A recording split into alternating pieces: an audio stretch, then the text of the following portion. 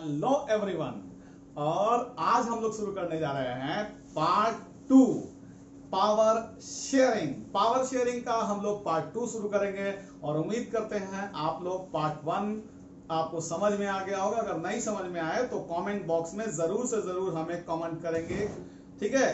Comment करना चाहिए और उससे मुझे इनकरेज होता हूं मैं, मुझे समझ में आता है। हमारे बहुत सारे बच्चे, जैसे हमारे कुछ स्टूडेंट्स, सुहाना, ठीक है, अभी तो उसने भी पिछले हिस्ट्री के समय में कमेंट किया था, विद्यावीर, ये और भी हमारे बहुत सारे बच्चे हैं, तो वो लोग कमेंट करते रहिए। प्रियांशु वगैरह, ये सब स्टूडेंट्स भी हमारे अच्छे अच्छे स्टूडेंट्स हैं जो मेरे वीडियो को लगातार देखते हैं और लाइक करते हैं। सब्सक्राइब तो कर ही दिया है उन्होंने चैनल को, और साथ ही साथ इनकरेज भी करते हैं लोगों को। और आप भी ऐसा करें, अगर आपको वीडियो अच्छी लगे तो, और नहीं अच्छे लगे तो कोई दिक्कत नहीं है, फिर सब्सक्राइब करने की आवश्यकता नहीं है। क्योंकि अगर आपको समझ में आ रहा है, पसंद आ रहा है, आप उसे देखते हैं तभी सब्सक्राइब कीजिए, वरना सिर्फ सब्सक्राइब करने से कोई फायदा नहीं है। हाँ, ये है कि अगर आपको पसंद आ रहा है तो सब्सक्राइब कीजिए। उससे क्या है कि मुझे भी थोड़ा सा हिम्मत मिलता है कि नहीं, मैं आगे भी ऐसे वीडियो बनाता रहूं, ठीक है। तो अभी थोड़ा सा मैं बिजी था अपने बोर्ड वगैरह के काम की वजह से, ठीक है, कॉपी करेक्शन वगैरह की वजह से, इसलिए मैं वीडियो अपलोड नहीं कर पा रहा था। मेरा काम खत्म हो गया है, ठीक है, और इसलिए मैं वापस अपने चैनल पर आ चुका हूं, ठीक है, और मैं अपना काम करना शुरू कर दिया हूं। तो आज हम लोग ये पावर शेयरिंग से पहला वीडियो मैं आपके पास अपलोड करने जा रहा हूं। फर्स्ट पार्ट में हमने देखा, we saw the story, we discuss the story of Belgium and Sri Lanka, ठीक है। फर्स्ट पार्ट में हमने दोनों को देखा, what happened with Dutches and why, what was the reason because of which there occurred the dispute between Dutch and French speaking people। आपने देखा किस तरह से फ्रेंच और डच में लड़ाई हुआ, क्यों हुआ, क्या रीजन था। हमने पहले वाला हमने इसके बारे में देखा था, हमने समझा था, ठीक है। हमने फर्स्ट वाले में इसके बारे में डिस्कशन किया था, हमने देखा था, ठीक है। फर्स्ट वाला पार्ट में हमने इसके बारे में समझा था। अभी इसके आगे फिर हम डिस्कशन करेंगे। जरा एक सेकेंड समझा। हाँ देखिए, तो अभी हम लोग पिछले दिन देखे कि why Dutches were angry with French, what was the reason, क्यों डच एंग्री थे फ्रेंच से, हमने इसके बारे में बात किया। And why there occurred the problem, एंड है ना, तो ये हमने देखा। तो क्यों थे, क्योंकि फ्रेंच लोग ज्यादा कम संख्या में होने के बावजूद भी वो ज्यादा पढ़े लिखे थे और साथ ही साथ वो ज्यादा रिच भी थे, ज्यादा पावरफुल भी थे। तो भाई French did not belong to majority, actually it is Dutch, okay, Dutch people who belong to the majority, okay, in spite of that, okay, French were more educated, wealthier, powerful, they had a big house। तो ये तो French लोग अपने कम संख्या में होने के बावजूद भी, डच से कम है फिर भी वो ज्यादा अमीर है, ज्यादा बड़े घर में रहते हैं, ज्यादा पावरफुल है, ज्यादा पैसे वाले हैं। और तो ये चीज खराब लगी, किनको खराब लगी, डच को। तो there occurred the tension between Dutch and French. तो how the problem was sorted out, we shall discuss today, ठीक है। ये कैसे प्रॉब्लम को सॉल्व हुआ ये हम लोग देखेंगे। लेकिन पिछले क्लास में हम ये भी देखे थे कि श्रीलंका में भी डाइवर्सिटी है। डाइवर्सिटी का मतलब विभिन्नता, ठीक है, अलग अलग तरह के लोग हैं श्रीलंका में, है ना। श्रीलंका में सिन्हालास हैं, तमिल्स हैं, है ना, क्रिश्चियंस हैं, और भी बहुत तरह के लोग हैं। और हमने देखा कि वहां मेजॉरिटी कौन है, सिन्हाला है। और सिन्हाला मेजॉरिटी है तो वहां पर डोमिनेट भी करते हैं सिन्हाला ही हैं। मतलब वहां क्या होता है भाई, वहां मैजोरिटेरियनिज्म इज प्रैक्टिस्ड देयर। वहां क्या होता है कि मैजोरिटेरियनिज्म को प्रैक्टिस किया जाता है। कहां, सिन्हाला लोग करते हैं डोमिनेट, कहां, श्रीलंका में। तो वहां हमने देखा कि because of using majoritarianism, how there occurred the civil strike between Sinhalas and Tamils. कैसे वहां सिविल स्ट्राइक हुआ, कैसे वहां पर लड़ाई झगड़ा शुरू हो गया, है ना, दोनों के बीच में। किनके दोनों के बीच में, सिन्हाला के बीच में और तमिल के बीच में। क्यों, क्योंकि श्रीलंका ने मैजोरिटेरियनिज्म को प्रैक्टिस किया, ठीक है। तो भाई वहां तो लड़ाई हो गई, लेकिन डच वाले केस में क्या हुआ ये हमने नहीं अभी डिस्कस किया है, और आज हम लोग उसी को डिस्कशन करेंगे। और उम्मीद करते हैं आपको पूरा विश्वास दिलाते हैं अगर आप मेरे सारे के सारे वीडियो देखते जाइए, एक बार दो बार ना समझ में आए दोबारा देखिए, और तभी ना समझ में आए मुझे कमेंट कीजिए, और मैं विश्वास दिलाता हूं आपको सारा का सारा कंटेंट समझ में आएगा। ये ना का कोई सवाल ही नहीं है dear. You will be able to get each and every topic without fail, लेकिन उसके लिए थोड़ा सा कंसंट्रेशन तो करना पड़ेगा ना। पढ़ाई है, इसमें मेहनत चाहिए, बिना मेहनत के काम नहीं होता है। तो थोड़ी सी कोशिश करेंगे ना, सब समझ में आ जाएगा आपको। देखते हैं हम जरा सा, बिना डिले किए हुए, बिना लेट किए हुए। हाँ, ये है कि थोड़ा लोग जिनको भी अच्छा लगे वीडियो वो सब्सक्राइब करें, और अपने फ्रेंड्स को भी बोले कि वो सब्सक्राइब कर दे, क्योंकि सब्सक्राइबर थोड़ा सा स्लो बढ़ रहे हैं। अगर आप कोशिश करेंगे तभी ऐसा हो पाएगा। मुझे जल्दी से जल्दी कम से कम 1000 सब्सक्राइबर अचीव करने हैं, ठीक है। मेरा गोल है, लेकिन जिस हिसाब से मैं चाहता था वो कर नहीं पा रहा हूं। मेरे पास मात्र 260-70 के आसपास सब्सक्राइबर रह गए हैं, है ना, बचे हुए। हाँ, बढ़ रहा है धीरे धीरे, लेकिन बहुत स्लो बढ़ रहा है, उम्मीद से बहुत स्लो है। हमने सोचा था कि तुरंत हो जाएंगे। पहले दिन तो 100 सब्सक्राइबर हो गए थे, मुझे बड़ा खुशी हुआ था, लेकिन अभी फिर बहुत स्लो बढ़ते बढ़ते 263, 64 ऐसा 63 के आसपास सब्सक्राइबर है। तो थोड़ा सा आप एफर्ट लगाइए। हाँ, वीडियो अच्छा लगे तभी एफर्ट लगाइए, नहीं अच्छा लगे तो बिल्कुल नहीं, ठीक है। देखते हैं, आगे बढ़ते हैं, अब समझते हैं आगे वीडियो को, और हम लोग कंटिन्यू करते हैं, समझने की कोशिश करते हैं। So we are going to talk about 2 more topics today. One more video will be, है ना, will be made on this topic again, and thereafter the chapter will be over. एक और वीडियो आएगी, उसके बाद मेरा चैप्टर खत्म हो जाएगा। ये मैं बात करने जा रहा हूं, है ना, सेकंड वीडियो है ये हमारा। इसके बाद फिर इसमें 2 टॉपिक हम कवर करेंगे। देखते हैं, पहला वाला टॉपिक है accommodation. Accommodation in Belgium. Accommodation का मतलब टेक इन, हटा लेना, रख लेना, ठीक है। तो कैसे रख लिया, किसको रख लिया? डाइवर्सिटी को रख लिया। किसने रख लिया डाइवर्सिटी को? बेल्जियम ने। मतलब Dutches are living there, French are living there, Germans are living there, and how Belgium try to accommodate all these people. How Belgium try to accommodate all these people in the country itself.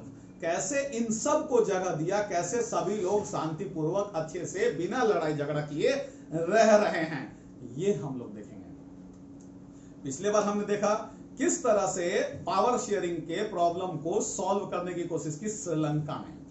किस तरह से किया? Majoritarianism को practice करके। नतीजा क्या हुआ? आज भी लड़ाई चल रहा है। Still you can see the civil war is going on between Sinhalas and Tamilians. तो सिन्हाला और तमिलियंस के बीच आज भी लड़ाई जारी है, बदस्तूर जारी है। क्यों? क्योंकि मेजोरिटेरियनिज्म वाज प्रैक्टिस्ड देयर। तो क्या बेल्जियम ने भी ऐसा ही किया? नहीं, बिल्कुल नहीं किया। यही तो मैं बोलना चाह रहा हूं आपसे, बेल्जियम ने ऐसा बिल्कुल भी नहीं किया। तो कैसे सॉल्व किया, हम जरा इस प्रॉब्लम को देखते हैं। चलिए आगे बढ़ते हैं, समझते हैं। देखिए, तो बेल्जियम ने कोशिश किया सबक लेते हुए कि श्रीलंका वाली स्थिति मेरी ना बने, है ना। Sri Lanka has been facing problem, Belgium learn the lesson from it and try to stop all this things. तो क्या किया उसने भाई? तो श्रीलंका वाला समस्या नहीं, यहां बेल्जियम ने क्या किया कि कॉन्स्टिट्यूशन को चेंज किया। Belgium tried to change the constitution in between the time period of 1970 to 1993। मेरे डेट्स को ध्यान रखिएगा, हम जो बोल रहे हैं वो डेट को ध्यान रखिएगा। in between the time period of 1970 to 1993 the constitution was amended 4 times। 1970 से 1993 तक, मतलब 1970 से 1993 के बीच में 4 बार अमेंडमेंट हुआ कॉन्स्टिट्यूशन में, 4 बार बदलाव हुए। The constitution was changed 4 times in between the time period of 1970 to 1993, so that everybody should be able to live in the country peacefully with love, peace and harmony। सभी लोग प्यार से रह सके, बिना लड़ाई बिना झगड़ा के हर कोई प्यार से रह सके। इसी पर्पस से 4 बार कॉन्स्टिट्यूशन में फेरबदल हुए। अब कैसे कैसे हुए जरा हम देखते हैं। सो हाउ बेल्जियम, है ना, finally in 1993 issued the constitution. which really helped Belgium to be a peaceful place. तो बेल्जियम एक अच्छा शांतिपूर्ण जगह हो जाए, ये 4 बार कॉन्स्टिट्यूशन बदलने के बाद ये संभव हो सका। तो कैसे हो सका, जरा आगे बढ़ाते हैं वीडियो और समझने की कोशिश करते हैं। देखिए, इसके लिए 4 पॉइंट्स हमारे पास है, एग्जाम में आएगा। अकोमोडेशन इन बेल्जियम कभी कभी पूछता है एग्जाम में, ठीक है। तो हम देखते हैं इस बार अकोमोडेशन इन बेल्जियम के बारे में। देखिए, कॉन्स्टिट्यूशन में हम 4 फेरबदल मेन हुए, हम उन 4 पॉइंट्स को लिखेंगे क्योंकि एग्जाम में पूछेगा कि हाउ डिड बेल्जियम, है ना, शेयर द पावर, या explain the accommodation in Belgium, कैसे बेल्जियम ने जगह दिया लोगों को, डाइवर्सिटी को रहने के लिए। देखिए, पहला पॉइंट देखते हैं, ठीक है। देखिए, सो पहला point, first point, let's start with the first point. We have to talk about the 4 points. 4 point के बारे में हमको बात करना है। पहला पॉइंट से हम शुरू कर रहे हैं, ध्यान दीजिएगा, ठीक है। तो पहला पॉइंट ये है कि बेल्जियम ने क्या किया कि कॉन्स्टिट्यूशन के अनुसार, according to the new constitution, after amending in 4 times, okay, according to the new constitution, there should be equal number of ministers belonging to each language group, including Dutch and French. चाहे Dutch हो या French हो, दोनों संख्या में बराबर रहेंगे, ये हुआ। तो Dutch and French should be equal in number when the government is formed in the centre. जब सेंटर में सरकार बनेगी तो या फिर वो डच हो या फिर फ्रेंच हो, संख्या में दोनों के दोनों बराबर रहेंगे। ये कॉन्स्टिट्यूशन के अनुसार पहला पॉइंट यही रहा। उम्मीद करते हैं फर्स्ट पॉइंट आपको समझ में आ गया होगा, as I said you, okay. तो according to the constitution, every language group should be equal in number, no matter whether, है ना, वेदर देयर आर डचेस और फ्रेंच, ठीक है। According to the first point, this is what I have told you. ये पहला point हो गया। मतलब सेंट्रल गवर्नमेंट बनेगी तो उसमें बराबर नंबर ऑफ मिनिस्टर्स होंगे दोनों लैंग्वेज ग्रुप से। दोनों लैंग्वेज ग्रुप कौन कौन भाई? मेनली डच और फ्रेंच ही तो है, वहां 1% जर्मन है, तो दोनों ग्रुप बराबर होंगे। Means there will be French speaking ministers and Dutch speaking ministers equal in number when the government is formed at the central level, according to the first point. This is what, तो ये accommodation का first point हो गया। Second point बात करते हैं, ठीक है। बेल्जियम में second point के बारे में बात करते हैं। Second level की गवर्नमेंट भी है, that is state government। जैसे अपने यहाँ भी तो है, एक सरकार पूरे इंडिया के लिए, दूसरी सरकार सिर्फ और सिर्फ स्टेट के लिए। बिहार गवर्नमेंट है ना हमारे पास, नीतीश सरकार हमारी है। सेंट्रल में कौन है भाई? मोदी जी हमारे पास है। तो इसी तरह से हम ये बात कर रहे हैं, ठीक है। तो सेंट्रल में मोदी जी है, वैसे ही वहां भी है, एक सेंट्रल गवर्नमेंट है और एक स्टेट गवर्नमेंट है। तो हमने क्या बोला कि सेंट्रल में there will be equal number of ministers belonging to Dutch and French language group, ठीक है। ये डचेस ने बोला, क्यों? क्योंकि डच तो ज्यादा थे ना संख्या में, डच थे, they were more in number as compare to French people. नहीं, यहां पर डच जो है 59% थे, नहीं, और यहां 40% फ्रेंच थे। तो उसके बावजूद भी डचेस ने अलाउ किया फ्रेंच को, आप आइए, आप संख्या में रहिए, आप ज्यादा नहीं होंगे, हम लोग बराबर होंगे संख्या में। ये बात बोला गया, ठीक है। ये पहला पॉइंट समझ। दूसरा वाला, जब स्टेट लेवल में क्या किया कि देखिए, मोर and more power was shared by the central government with state government। ज्यादा से ज्यादा पावर सेंट्रल गवर्नमेंट ने अपने तरफ से दिया स्टेट गवर्नमेंट को भी। क्यों? ताकि स्टेट गवर्नमेंट अच्छे से काम कर सके। So more and more power was given by the central government to the state government so that state government should also work properly। और यही नहीं, साथ में ये भी समझ लीजिए, तो बहुत सारे बच्चे बोलेंगे तो मतलब सर की स्टेट गवर्नमेंट सेंट्रल के अंदर है, वहां पे नहीं। Federalism is practised. फेडरलिज्म का डिस्कशन हम लोग अगले चैप्टर में करेंगे, सिविक्स का पार्ट चैप्टर 2 है, ठीक है ना। तो यहां ऐसा नहीं हुआ, तो फिर क्या हुआ? तो ऐसा हुआ कि यहां पर they are independent of each other. दोनों का बना हुआ सब्जेक्ट, किस सब्जेक्ट में कौन कौन डिसीजन लेंगे। जैसे आर्मी बनाना है, आर्मी के बारे में फैसला लेना है, कौन लेगा भाई?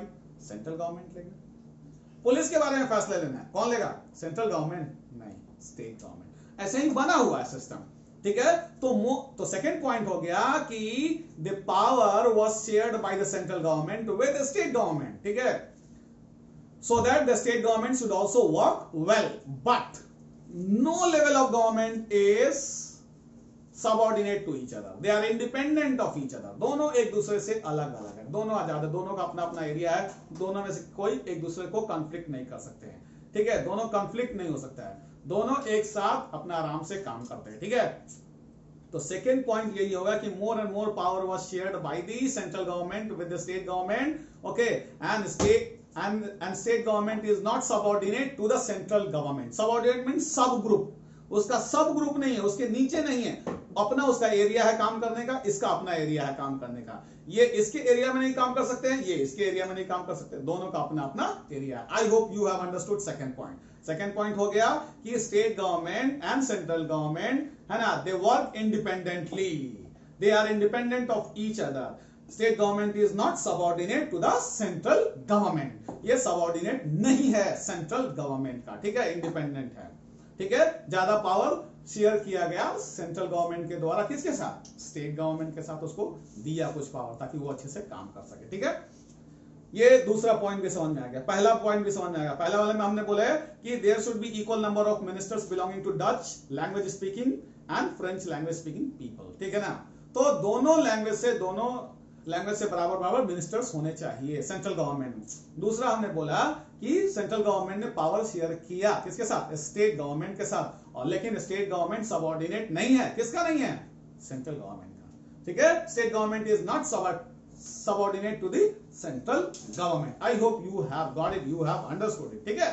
अभी देखिए और आगे समझते हैं, तो इसके बाद हम थर्ड पॉइंट का जिक्र करेंगे, ठीक है, थर्ड पॉइंट का हम जिक्र करेंगे, समझने की कोशिश करते हैं। तीसरा पॉइंट देखेंगे, at the state level when the government was formed, okay, according to the constitution, French people, since at the central level Dutch people had allowed French to be equal in number, तो भाई चूंकि जब central government जब बनी थी तो उसमें duchess ने कहा था कि नहीं फ्रेंच भी बराबर होंगे संख्या में, तो जब स्टेट लेवल पे सरकार बनी, so when the government was formed at the state level, the French people also allowed Dutches to be equal in number of ministers.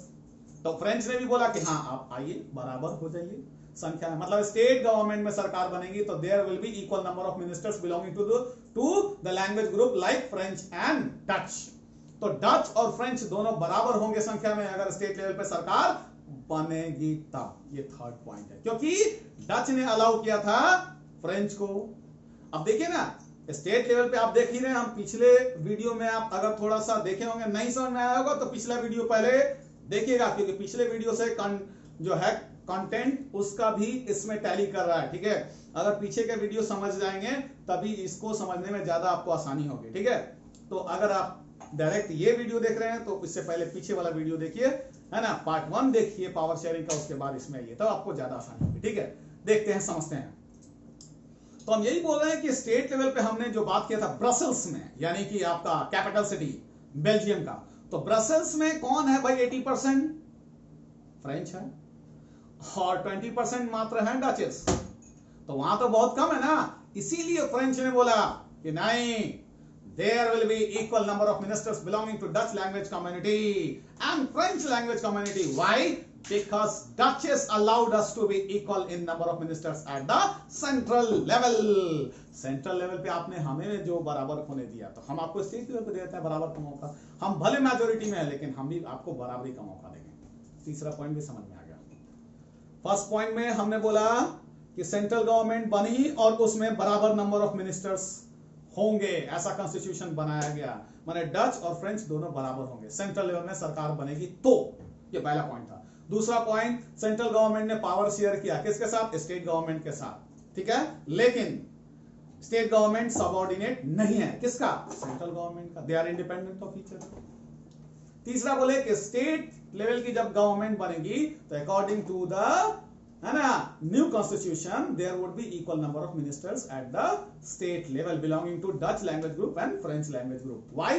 Because Dutch had allowed French to be equal in number of, है ना, ministers at the central level, and that is why French also allowed Dutches to be equal in number of ministers at the state level. इसीलिए उन्होंने कहा कि नहीं, आप state level पे भी हुई है बराबर, कोई दिक्कत नहीं, आपने हमें वहां मौका दिया, हम आपको यहां मौका दें।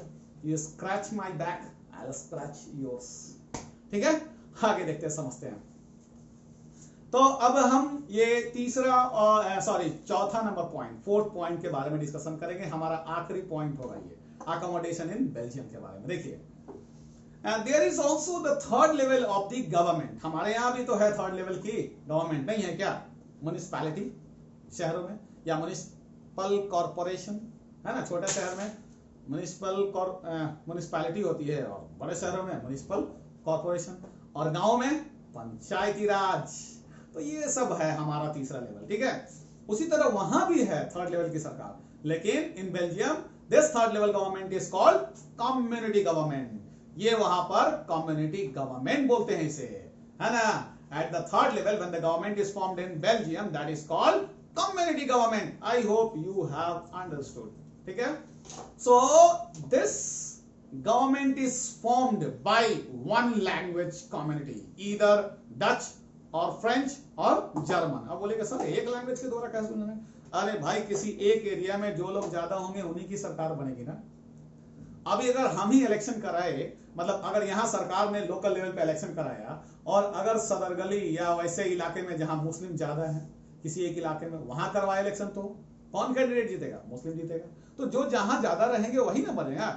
तो वैसे ही हाल है कि community government was formed by one language group, either French और डच और जर्मन। हो सकता है जर्मन एरिया में इलेक्शन होगा तो सभी के सभी जर्मन लोगों को चुनना चाहेंगे, तो वहां जर्मन सरकार बन जाएगी, ठीक है। So this community government takes decision about the issues related to cultural issues, language issues and educational issues. So this government means community government takes decision issues related to language, culture and education। तो ये government decision लेती है किन किन मुद्दों पे? Culture के आधार पे, कल्चर से रिलेटेड इश्यू के आधार पे, किन किन मुद्दों पे एजुकेशन से, किन किन मुद्दों पे लैंग्वेज के आधार पे।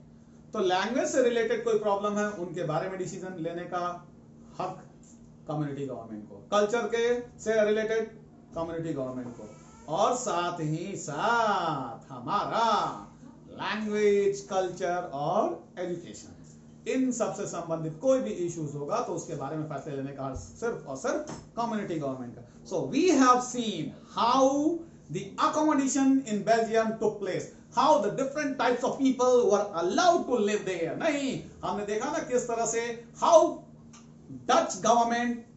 how Belgian government worked and allowed diversity to accommodate, है ना।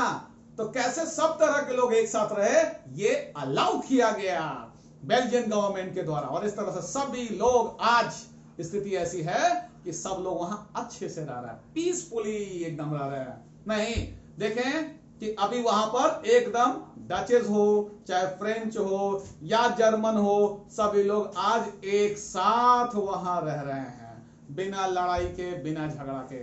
सो diversity is living with peace, love and harmony. Everybody is living peacefully, there is no problem with anybody.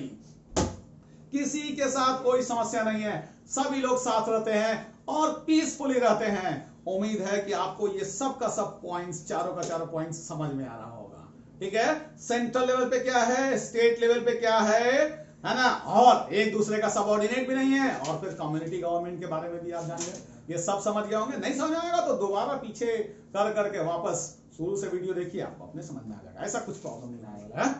तो ये हमने आसानी से समझा। देखिए, there is so much peace in the country that here diversity is living peacefully with love and harmony and there is no problem, means because of this kind of thing, इस तरह की चीजों की वजह से, क्योंकि यहाँ लव, पीस एंड हार्मनी है, सब लोग शांति से रह रहे हैं, और इसीलिए यही पीस और यही हार्मनी के वजह से यहाँ देखिए स्थिति क्या है, शांति है, सब लोग साथ में रह रहे हैं। और यूरोपियन यूनियन ने अपना यहां पर बना दिया है, क्या बना दिया है भाई? यूरोपियन यूनियन ने यहां अपना हेड ऑफिस सेटअप किया। कहां भाई? ब्रसेल्स में। So because of it here Because of this love, peace and harmony, the European Union has decided to establish its head office in Brussels. Brussels में head office लाया। तो आप समझ सकते हैं कि these two nations means Sri Lanka and Belgium, how did they work, how did they handle, how did they share the power? We saw Sri Lankan government practice majoritarianism, while Belgian government accommodated the diversity, and because of that there is love, peace and harmony. Everybody is living peacefully, while in Sri Lanka there is the problem. Civil strife is very common. Often people are quarreling with each other. They are fighting with each other. There is dispute between Sinhala and Tamilians. They are fighting with each other. You can see yourself. कितना खराब स्थिति है ना? So we have seen that majoritarianism has been practiced and it has really undermined का मतलब बेटा weakened. तो it has really undermined the unity of the nation. देश की एकता टूट रही है। क्यों? क्योंकि सिन्हाला लोग सिर्फ डोमिनेट कर रहे हैं। नतीजा तमिलियंस को गुस्सा आया। तमिलियन ने डिसाइड कर लिया कि either form a separate state और take care of the Tamilians also. तो मेजोरिटी का शासन होगा, लेकिन majority should take care of the minority, तब सब कुछ शांत रहेगा। तो बेल्जियम ने ऐसा ही किया। डचेस ने कहा बोला कि हम जो चाहेंगे वही हो। ऐसा होता तो बेल्जियम में भी प्रॉब्लम होता है ना? तो ऐसा नहीं हुआ, इसीलिए शांति से सब लोग रह रहे हैं, लेकिन यहां नहीं हुआ। ठीक है, तो डचेस ने कहा शांति से सब लोग चल रहे हैं क्योंकि सबको बराबर का मौका दिया गया। यही अगर ये भी कहते कि नहीं मेजोरिटी का ही चलेगा, तो फिर वहां भी लड़ाई होती, जैसे श्रीलंका ने किया। So we have understood it well. I hope you have got the topic well. ठीक है, तो ये वीडियो ज्यादा लंबी हो जा रही है। अब नेक्स्ट डे तब हम अगले वीडियो में ही हम लोग शुरू कर पाएंगे अगला टॉपिक। मैंने सोचा था कि दोनों टॉपिक एंड अप कर पाऊंगा, लेकिन नहीं कर पाऊंगा क्योंकि ये फिर अभी 30 मिनट्स का वीडियो हो जाता है और बच्चे भी बोर हो जाते होंगे कुछ ज्यादा लंबी वीडियो होने पर। खैर कोई बात नहीं है, थोड़ा एफर्ट तो लगाना पड़ेगा, पढ़ाई है, थोड़ा उसमें सेक्रीफाइस तो करना ही पड़ेगा। अगर वीडियो में कोई प्रॉब्लम हो, कोई वर्ड, कोई टॉपिक ना समझ में आए, तो जरूर हमारे कमेंट बॉक्स में मेंशन कीजिएगा, उसमें लिखिएगा जरूर। आपके कमेंट्स, आपके थैंक्स की वजह से, आपके इनकरेजिंग वर्ड्स की वजह से मुझे और प्रेरणा मिलती है और ज़्यादा से ज़्यादा मैं वीडियो बनाने की कोशिश करता हूं। तो मेरे इस वीडियो को अपने फ्रेंड्स तक पहुंचाएं और उन्हें भी कहें कि इस वीडियो को सब्सक्राइब करें, ताकि ज़्यादा से ज़्यादा मुझे है ना सब्सक्राइबर मिले। क्योंकि आपके अगर सब्सक्राइबर मुझे मिलते रहेंगे, कमेंट्स लगातार मिलता रहेगा, तो मैं लगातार वीडियो बनाऊंगा, उससे मुझे इनकरेज होता हूँ मैं। ठीक है, तो सब्सक्राइबर की संख्या बढ़ाइए, अपने फ्रेंड्स के साथ शेयर कीजिए, अपने दोस्तों को शेयर कीजिए और उन्हें भी बताइए कि ये वीडियो आपको कैसा लगा। ठीक है, तो ये हमारा अगले टॉपिक में हम बात करेंगे why power sharing is desirable. इसमें हम लोग 3 पॉइंट डिस्कशन करेंगे। प्रूडेंशियल पावर शेयरिंग किसे कहते हैं, मोरल पावर शेयरिंग किसे कहते हैं, प्रूडेंस कहां से आया, मोरल कहां से आया, और दोनों का 3 पॉइंट हम डिस्कशन करेंगे। क्योंकि एग्जाम में भी पूछता है वो कि डिस्क्राइब द पावर शेयरिंग, है ना, या why power sharing is desirable, या write down 3 difference between prudential power sharing and moral power sharing. ये सब पूछता है आपके एग्जाम में। ठीक है, तो हम लोग आज इस वीडियो को यही ओवर करते हैं और अगले वीडियो में why power sharing is desirable के बारे में बात करेंगे। अगले वीडियो हमारे होगी और उम्मीद करते हैं अगले वीडियो में खत्म कर पाऊंगा तो कर पाऊंगा। ठीक है, नहीं तो उसके बाद एक और वीडियो आएगी, यानी 1 या 2 वीडियो में ये चैप्टर हमारा ओवर हो जाएगा बहुत जल्दी। अब अगला वीडियो हमारा होगा, हम हिस्ट्री पे बनाएंगे। ठीक है, क्योंकि हिस्ट्री वाला भी टॉपिक हमारा छूटा हुआ है, पार्ट 8 शायद हमने बनाया था। अब उसके बाद आगे वाला भी टॉपिक को हम लोग कवर करेंगे। और आपको अगर कोई प्रॉब्लम हो तो हमारे कमेंट बॉक्स में जरूर से जरूर उसको डिस्कस करें। मैं आपके सवालों के जवाब देने की जरूर से जरूर कोशिश करूंगा। और बहुत ही जल्दी हम ऑनलाइन क्लास भी शुरू करने वाले हैं, लेकिन ऑनलाइन क्लास में चार्जेस लगेंगे उसमें। ठीक है, 400 रुपीज़ लगेंगे पर स्टूडेंट्स का, पर मंथ का। ठीक है, तो ऑनलाइन क्लासेस हम शुरू करेंगे। अगर जो स्टूडेंट्स अग्री होंगे तो वो हमारे हमको फ़ोन करके या मेरे कमेंट बॉक्स में जवाब दे देंगे कि सर हम ज्वाइन करना चाहते हैं। ऑनलाइन क्लासेस हमारा 4 डेज वीक में रहेगा, उसमें इंग्लिश होगा और सोशल साइंस के बाकी तीनों के तीनों सब्जेक्ट्स होंगे, एक्सक्लूडिंग ज्योग्राफी को छोड़ करके। ठीक है, तो ऑनलाइन क्लासेस 1 सप्ताह के अंदर हम शुरू करेंगे। 400 चार्जेस हैं, उसमें जो बच्चे ज्वाइन करना चाहेंगे वो ज्वाइन कर सकेंगे। ठीक है, तो उम्मीद करते हैं। और जिन्हें अगर कोई इंटरेस्ट नहीं है तो कोई दिक्कत नहीं है, लेकिन जिन्हें अगर इंटरेस्ट होगा तो कमेंट बॉक्स में वो मुझे भेजेंगे इसका जवाब कि हाँ सर हम आपके ऑनलाइन क्लासेस को ज्वाइन करना चाहते हैं। वो रेगुलर होता है, उसमें जिस जिस दिन शेड्यूल बांधा रहेगा उस दिन क्लास होगा ही। मैं आपसे लाइव उसमें आऊँगा, लाइव बातें करूँगा, आपके सवालों का जवाब दूंगा, आपको पढ़ाऊँगा, आपको बताऊँगा। और उसमें जो भी अगर आप प्रॉब्लम होगा तो आप कमेंट बॉक्स में लिख सकते हैं, उसी समय आ जाता है स्क्रीन पर कि हाँ इस बच्चे को नहीं समझ में आया, या फिर वीडियो आपके दिखती रहती है आपके चेहरा साइड में, वो अगर आकर क्या बोलिएगा तो आपके सवाल भी हम सुन पाएंगे। ठीक है, तो इस तरह से हम अगले क्लास में हम लोग मतलब बहुत ही जल्दी अगला जो हमारा वीडियो आएगा वो हिस्ट्री के ऊपर आएगा। ठीक है, तब तक के लिए बाय बाय।